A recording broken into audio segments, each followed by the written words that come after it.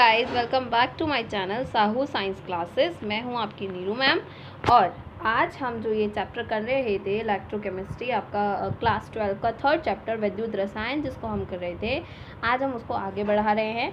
आज का जो हमारा टॉपिक है वो है स्टैंडर्ड इलेक्ट्रोड पोटेंशियल, जिसको हम बोलते हैं मानक इलेक्ट्रोड विभव। क्या बोलते हैं हिंदी में? मानक इलेक्ट्रोड विभव। And next is EMF of cell. EMF of cell मतलब विद्युत वाहक बल, सेल का विद्युत वाहक बल। तो आज हम ये दो टॉपिक्स करने वाले हैं और ये दोनों ही टॉपिक्स जो हैं वो बहुत ज़्यादा इंपॉर्टेंट है, क्योंकि इन दोनों टॉपिक्स पे न्यूमेरिकल्स आते हैं, इसलिए ये टॉपिक्स जो हैं वो इंपॉर्टेंट है। थ्योरी वाइज मैं आपसे नहीं कह रही कि ये दोनों टॉपिक इंपॉर्टेंट हैं, पर न्यूमेरिकल वाइज ये टॉपिक बहुत इंपॉर्टेंट है, क्योंकि इस चैप्टर के अंदर से जो न्यूमेरिकल्स आते हैं वो मोस्टली इन्हीं टॉपिक्स पर आते हैं। एक तो इलेक्ट्रिक पोटेंशियल पे आते हैं और दूसरे ईएमएफ पे आते हैं। तो वीडियो को लास्ट तक देखना ताकि पूरा टॉपिक क्लियर हो, और इससे पहले पीछे वाली इन चैप्टर की वीडियोस को ज़रूर देख लेना ताकि आगे के टॉपिक्स में कोई प्रॉब्लम नहीं आए। जब तक पीछे का नहीं देखोगे आगे का नहीं समझ आएगा, तो उस चीज़ का ध्यान रखना। ओके, वीडियो स्टार्ट करते हैं। तो सबसे पहले इलेक्ट्रोड पोटेंशियल पढ़ते हैं कि इलेक्ट्रोड विभव क्या होता है, उसके बाद हम मानक इलेक्ट्रोड विभव पढ़ेंगे या स्टैंडर्ड इलेक्ट्रोड पोटेंशियल पढ़ेंगे। सबसे पहले हम इलेक्ट्रोड पोटेंशियल पढ़ते हैं कि वो क्या होता है। ओके, तो विभव सबको पता है कि विभव क्या होता है। विभव सबने फिजिक्स में भी पढ़ा है कि विभव क्या होता है, ठीक है। तो एक्चुअल में होता क्या है कि जब आप धातु की पतली छड़ को, एक पत्ती को या फिर एक छड़ को उसके स्वयं के आयन युक्त सॉल्यूशन में रख देते हैं। जैसे आपने कल भी डैनियल सेल के अंदर देखा था कि आपने क्या किया था, एक बीकर लिया था, उस बीकर के अंदर आपने ZnSO4 का विलयन भर दिया था और उसके अंदर आपने Zn की ही छड़ डाल दी थी, ठीक है। तो आपने क्या किया है, इस Zn की पत्ती को या इस Zn की छड़ को आपने ZnSO4 के सॉल्यूशन में, मतलब उसी के सॉल्यूशन में रख दिया है, ठीक है। तो वो आपसे यही कह रहा है कि जब आप धातु की पतली छड़ को इसके स्वयं के आयन युक्त विलयन के अंदर रख देते हैं, आपने Zn की छड़ को ZnSO4 के विलयन के अंदर रख दिया, मतलब Zn की छड़ को आपने Zn के ही आयन युक्त विलयन के अंदर रख दिया, ठीक है। तो होता क्या है कि धातु की छड़ और उसके विलयन के सापेक्ष धनावेशित या ऋणावेशित हो जाती है। तो ये जो धातु की छड़ थी, ये जो धातु की छड़ है जो कि आपने Zn की यहाँ रखी थी, ये क्या होगी, ये इसके विलयन के सापेक्ष या तो पॉजिटिव आयनों में टूट जाएगी या फिर नेगेटिव आयनों में टूट जाएगी, ठीक है। तो विलयन के सापेक्ष क्या हो जाता है, ये पॉजिटिव या फिर नेगेटिव आयनों में या फिर ऋणावेशित हो जाती है, मतलब धनावेशित या फिर ऋणावेशित हो जाती है। तथा धातु की छड़ इसके स्वयं के तथा धातु की छड़ के और इसके विलयन के मध्य विभवांतर उत्पन्न हो जाता है। और साथ में होता क्या है कि जो ये आपकी धातु की छड़ है, इसमें और इस विलयन में, दोनों में एक विभवांतर, एक विभव उत्पन्न हो जाता है, दोनों में एक विभव उत्पन्न हो जाता है। और इनके बीच का जो विभवांतर होता है, इन दोनों के बीच के जो विभवों का अंतर होता है, उसी को हम इलेक्ट्रोड विभव कहते हैं। एक बार दोबारा देख लीजिए, जैसे कि आपने Zn की छड़ लगाई, आपने ZnSO4 का सॉल्यूशन भर दिया, ठीक है, और Zn की छड़ लगा दी, तो Zn क्या होगा, वो Zn2+ आयनों में टूट जाएगा, और ये भी टूटना शुरू हो जाएगा जब आप इसके ऊपर विद्युत धारा प्रवाहित कर दोगे। तो धातु की छड़ के मध्य और इस विलयन पे एक विभव उत्पन्न हो जाता है। एक विभव वो होगा जो इस धातु की छड़ पर उत्पन्न हुआ, एक विभव वो होगा जो इस सॉल्यूशन में उत्पन्न हुआ।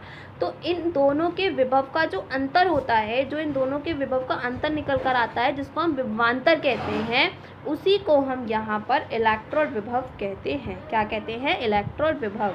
एक बार फिर, जब हम जिंक की छड़ को जिंक के विलयन पे रख देते हैं, तो जिंक के ऊपर, जिंक की छड़ के ऊपर और जिंक के विलयन में विभव उत्पन्न हो जाता है। एक विभव वो होता है जो जिंक की छड़ पर उत्पन्न होता है, और एक विभव वो होता है जो इस विलयन के अंदर उत्पन्न होता है। तो इन दोनों के, इसका विभव, धातु की छड़ का विभव और विलयन का विभव, इन दोनों विलयनों के विभव का जो अंतर होता है, इन दोनों विलयनों के विभव पे जो हम अंतर निकालते हैं, उसी को हम इलेक्ट्रोड पोटेंशियल या फिर इलेक्ट्रोड विभव कहते हैं, ठीक है।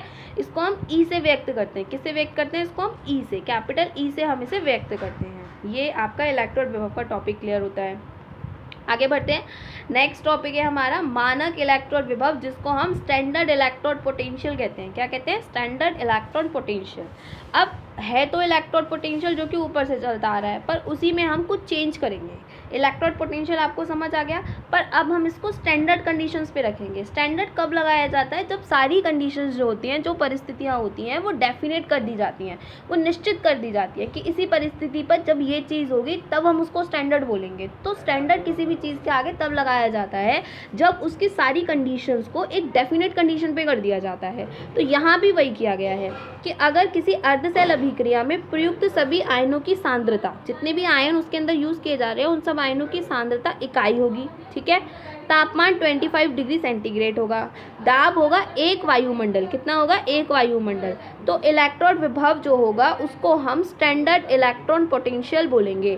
जब ये सारी कंडीशंस हो जाएंगी, जब ये सारी कंडीशन हो जाएंगी, तापमान 25 डिग्री सेंटीग्रेड, दाब 1 वायुमंडलीय हो जाएगा, सांद्रता इकाई हो जाएगी आयनों की। तो जब ये सारी कंडीशन हो जाएंगी तो उस कंडीशन पर जो इलेक्ट्रॉन विभव होगा वो हो जाएगा आपका स्टैंडर्ड इलेक्ट्रॉन पोटेंशियल, और इसको हम E0 से व्यक्त करते हैं। जैसे हमने कल पढ़ा था हाइड्रोजन, मानक हाइड्रोजन इलेक्ट्रोड पढ़ा था, तो आप सबने देखा था कि मानक हाइड्रोजन इलेक्ट्रोड के अंदर जब आपने उसको लिया था तो आपने उसके अंदर जो विलयन भरा था वो HCl का भरा था, और उसकी जो सांद्रता थी वो कितनी थी? 1 मोलर सांद्रता थी उसकी, और उसके ऊपर H+ आयन टूट कर आ रहे थे, ठीक है। उसके बाद मैंने बोला था टेम्परेचर लेंगे 25 डिग्री सेंटीग्रेड, ठीक है। प्रेशर कितना डालेंगे? प्रेशर डालेंगे 1 वायुमंडल, या फिर एक बार में अलग हो जाएगा, वैसे 1 वायुमंडल दाब डालेंगे। तो ये सारी स्टैंडर्ड कंडीशन है या नहीं है? ये सारी स्टैंडर्ड कंडीशन है। तो इस स्टैंडर्ड कंडीशंस पे जो हाइड्रोजन का इलेक्ट्रॉन विभव निकल कर आया वो क्या कहलाएगा? वो कहलाएगा मानक इलेक्ट्रॉन विभव। क्या कहलाएगा? मानक इलेक्ट्रॉन विभव। जब नॉर्मल कंडीशंस पे इलेक्ट्रॉन विभव निकल कर आता है तो उसको हम इलेक्ट्रॉन विभव कहते हैं। नॉर्मल कंडीशंस पे जब धातु और धातु के विलयन के बीच के जो विभवों का अंतर निकल कर आता है उसको हम बोलते हैं इलेक्ट्रॉन विभव। पर जब ये सारी कंडीशंस डेफिनेट कर दी जाती हैं, जब स्टैंडर्ड कंडीशंस कर दी जाती हैं, तो उस कंडीशन पर जो भी आपका इलेक्ट्रॉन विभव निकल कर आता है वो कहलाता है मानक इलेक्ट्रॉन विभव, ठीक। इसको हम E0 से प्रदर्शित करते हैं। इलेक्ट्रॉन विभव को हम E से प्रदर्शित कर रहे थे, इसको हम E0 से प्रदर्शित करते हैं, ओके। दूसरी चीज़ कि ये जो आपका E है मतलब इलेक्ट्रॉन विभव, और E0 है मतलब कि मानक इलेक्ट्रॉन विभव, इसको सदैव अपचयन विभव के रूप में लेते हैं। इसको ऑक्सीकरण विभव के रूप में नहीं लेते हैं, इसको अपचयन विभव के रूप में लेते हैं। आप सबको पता है कि रेडॉक्स विभव होता है, मतलब कि हर जो भी धातु है उसका एक ऑक्सीकरण विभव भी होगा और उसका एक अपचयन विभव भी होगा, ठीक है। क्योंकि भाई ऑक्सीकृत होगी तो ऑक्सीकरण विभव होगा, अपचयन होगी तो अपचयन विभव होगा। लेकिन हम उसका हमेशा क्या लेते हैं? अपचयन विभव। हम इन दोनों में से, इन दोनों वैल्यूज़ में से हम हमेशा अपचयन विभव लेते हैं, ऑक्सीकरण विभव नहीं लेते हैं। अच्छा, अगर किसी अर्धसेल का हमको मानक ऑक्सीकरण विभव दिया हुआ है, पोटेंशियल का मतलब है विभव, तो अगर हमको किसी भी अर्धसेल का मानक ऑक्सीकरण विभव दिया हुआ है, मैं ये इसलिए बता रही हूँ क्योंकि इस पर आपको आगे चल के न्यूमेरिकल्स करने हैं। तो अगर किसी का मानक ऑक्सीकरण विभव दिया हुआ है तो आप उसको उसके मानक रिडक्शन मानक अपचयन विभव में चेंज कर सकते हैं। कैसे? उसके आगे माइनस लगा के। किसी का जितना ऑक्सीकरण विभव होता है, मानक ऑक्सीकरण विभव होता है, वो उसके रिडक्शन विभव के, अपचयन विभव के माइनस में वैल्यू के बराबर होता है। माइनस में उसकी वैल्यू के बराबर होता है, ये बराबर होता है। तो अगर किसी का अर्धसेल का किसी का मानक ऑक्सीकरण विभव दिया हुआ है तो वो उसके बराबर हो जाएगा। उसके आगे अगर आप माइनस लगा देंगे, माइनस रिडक्शन विभव के, ठीक है। अगर किसी अर्धसेल का रिडक्शन पोटेंशियल दिया हुआ है, मानक रिडक्शन पोटेंशियल, मानक अपचयन विभव दिया हुआ है, तो वो उसके माइनस में ऑक्सीडेशन पोटेंशियल के बराबर हो जाएगा, मानक ऑक्सीडेशन पोटेंशियल के बराबर हो जाता है, ठीक। आपको न्यूमेरिकल सॉल्व करने के लिए हमेशा अपचयन, मानक अपचयन विभव की ज़रूरत पड़ेगी, ये ध्यान रखना। अगर ऑक्सीडेशन पोटेंशियल दिया हुआ है तो आप उसे पहले मानक रिडक्शन पोटेंशियल के अंदर चेंज करेंगे, अपचयन विभव में चेंज करेंगे, तब आप न्यूमेरिकल सॉल्व करेंगे, क्योंकि आपको इस न्यूमेरिकल्स के अंदर हमेशा अपचयन विभव की ही ज़रूरत पड़ेगी। तो इस तरीके से यहाँ होता है आपका मानक इलेक्ट्रोड विभव कंप्लीट। अब आता है कि ये निकालेंगे कैसे, इसका फॉर्मूला क्या है, तो वो हम नेक्स्ट वीडियो के अंदर पढ़ेंगे, ठीक है। क्योंकि इसको निकालने से पहले हमें एक चीज़ और पढ़नी है जो कि है आपकी सेल का विद्युत वाहक बल। इसको हम इलेक्ट्रोमोटिव फोर्स बोलते हैं एंड इट इज़ इम्पॉर्टेंट। ये थ्योरी वाइज भी और न्यूमेरिकल वाइज भी दोनों तरीके से ये इम्पॉर्टेंट है, ठीक है। तो ये होता क्या है कि आप लोगों ने गैल्वेनिक सेल पढ़ लिया, जो कि हमने थर्ड पार्ट में पढ़ा है, कि किसी गैल्वेनिक सेल में 2 इलेक्ट्रोड होते हैं। सबको पता है अर्ध सेल होती है, एक हाफ सेल होती है, एक हाफ सेल होती है, और दोनों मिलाकर क्या कहलाती हैं, एक फुल सेल कहलाती हैं। सबने पढ़ लिया था। तो उसके अंदर 2 इलेक्ट्रोड होते हैं। दोनों इलेक्ट्रोड कौन कौन से हैं, अर्थात कैथोड व एनोड, और ये नॉर्मल में भी होते हैं, ठीक है। कैथोड और एनोड के विभव के अंतर को या विभवांतर को सेल विभव या फिर सेल का विद्युत वाहक बल कहते हैं। अच्छा, फिर आप बोलेंगे कि इसमें और इसमें फ़र्क क्या है। तो इसमें और इसमें फ़र्क है, इलेक्ट्रोड विभव और सेल का विद्युत वाहक बल दोनों में फ़र्क है। क्या फ़र्क है कि यहाँ जो इलेक्ट्रोड विभव था, वो इलेक्ट्रोड विभव था ये एक ही अर्ध सेल के अंदर आपको इस सेल की धातु और इस सेल के ही विलयन के अंदर इन दोनों का जो अंतर था, विभव का अंतर था, वो क्या कहला रहा था, वो कहला रहा था सेल का विभव, इलेक्ट्रोड विभव कहला रहा था, ठीक है। लेकिन यहाँ इन्होंने ये बोला कि इसका और इसका, इन दोनों का जो अंतर आ रहा है वो कहलाता है सेल का विद्युत वाहक बल। वहाँ पर क्या हो रहा था, वहाँ पर जो एक सेल है आपकी, उस एक सेल का ही दोनों का अंतर जो है वो कहलाता है इलेक्ट्रोड विभव। और जब हम इन दोनों का, इसका कैथोड का और इसका एनोड का, जब दोनों का अंतर ले लेते हैं, दोनों के विभव का अंतर ले लेते हैं, तब वो कहलाता है आपका सेल का विद्युत वाहक बल या इलेक्ट्रोमोटिव फोर्स। तो इसने बोला कि किसी गैल्वेनिक सेल में दोनों इलेक्ट्रोड अर्थात कैथोड व एनोड के विभव के अंतर को या विभवांतर को हम सेल विभव या फिर सेल का विद्युत वाहक बल या ईएमएफ कहते हैं।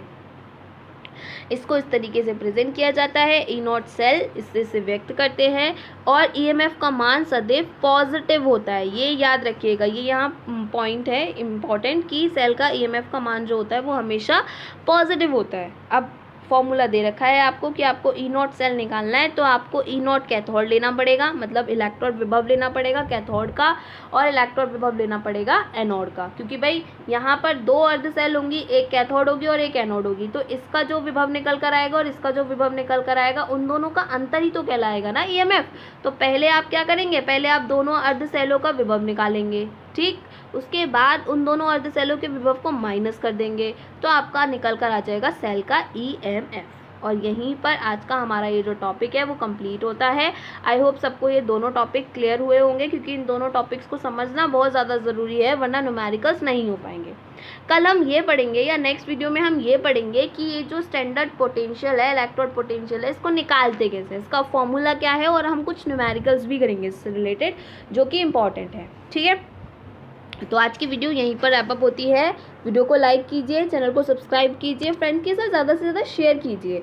और इस चैप्टर से पहले वाला जो चैप्टर है, जो कि आपका है, इससे पहले जो चैप्टर पढ़ाया वो क्या पढ़ाया आपको मैंने, सॉलिड स्टेट।